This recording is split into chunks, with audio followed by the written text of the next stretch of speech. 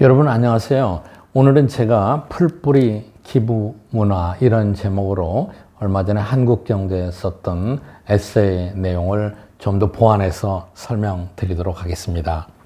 당신은 왜 그렇게 가족에게 인색하세요?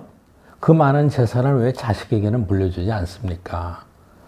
엄청난 기부를 하면서도 가족을 거들떠보지 않는 억만장자에게 물어본 질문입니다. 글쎄요, 우리 아이가 똑똑하다면 물려주지 않아도 저보다 더 잘 살게 될 거고, 만약 그렇지 못한다면은 재산을 아무리 물려준들 제대로 관리나 하겠습니까? 누굽니까? 제가 소개를 드렸었죠. 오마하의 현인으로 불리는 전설의 투자자 워렌 버핏의 얘기입니다. 처음 11살 때 114달러를 가지고 주식을 시작해서 세계 3대 거부의 반열에 올랐던 전설적인 투자자죠. 전 세계 투자자들이 버핏의 비법이나 명언에 주목하지만은 그가 가장 존경받는 큰 이유는 역시 세계적인 기부 문화를 선도하는 자산가이기 때문이죠. 버핏은 2010년부터 빌 게이츠와 함께 Giving Pledge라는 기부 캠페인을 시작했습니다.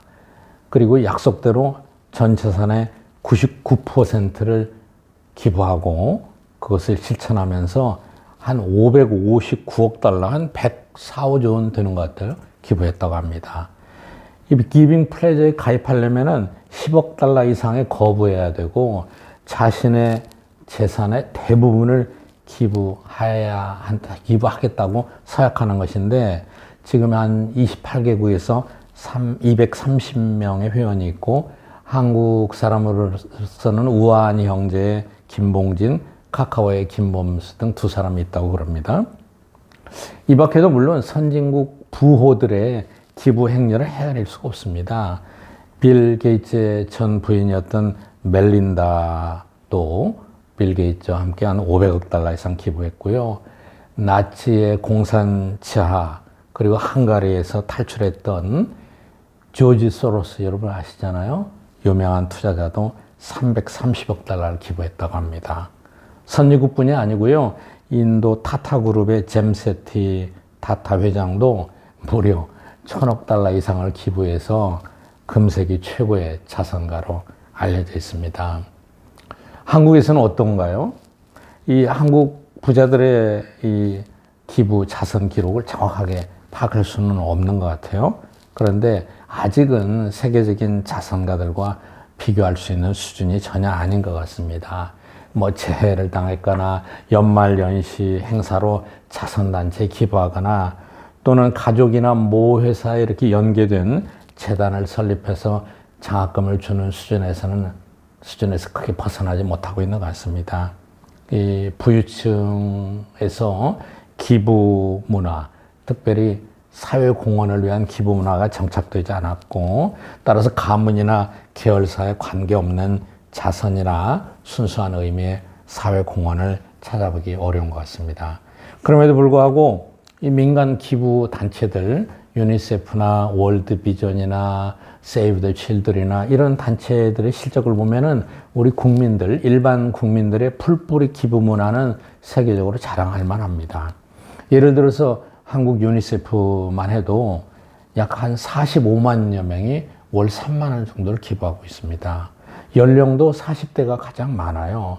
비교적 젊은 층의 기부 문화가 형성되는 것 같습니다. 한국의 이 유니세프에 대한 개인 기부는 미국, 독일, 일본, 영국에 있어서 영국 다음으로 전 세계 5번째예요.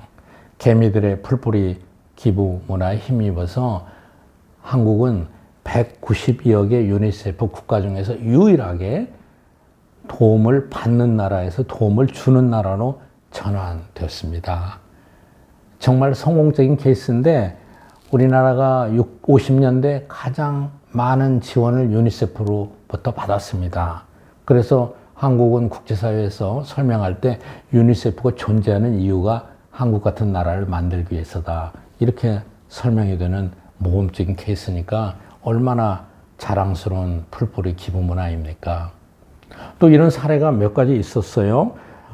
작년 말에 청와대에서 기부단체 행사에 있었는데 저도 같이 참석을 했습니다만은 93세 박춘자 할머니의 감동적인 사연이 나중에 언론에도 소개됐고 그때 장내 모든 사람이 울먹이게 했습니다.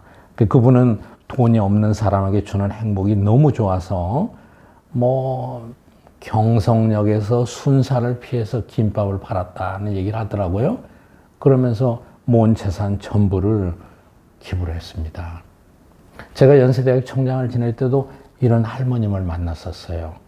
90세 김순전 할머님이신데 어느 학교를 찾아오셔서 전 재산 100억 원의 전 재산을 학교에 기부하시겠다고 그랬어요.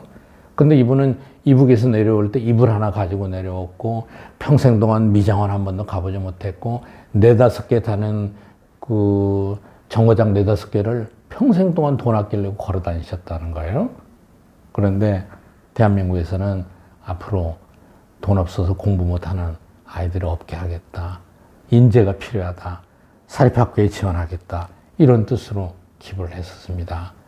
물론 여러 가지 우여곡절 끝에 이분의 기부는 유류재산 청구라는 법적인 제약에 걸려서 결국은 유족들과 나누는 조정을 거쳤습니다만은 어찌됐든 박춘자 할머니나 김순년 할머니나 또 월 3만 원씩 그렇게 많은 기부를 하는 이런 것들을 보면은 한국에서 풀뿌리 기부 문화는 선진국 못지않은 것 같습니다.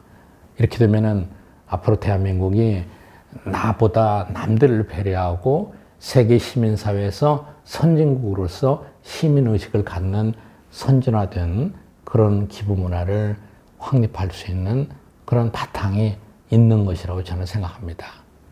여러분, 우리 코로나로 인해서 엄청나게 많은 어려움을 겪고 있지만은 나보다도 어려운 이웃, 나보다도 힘들어하는 어린애들, 미래 보고인 어린애들이 전 세계에서 그 많은 어려움을, 고통을 겪고 있는 그런 경우들 다 같이 한번 생각해보는 시간을 가졌으면 좋겠습니다.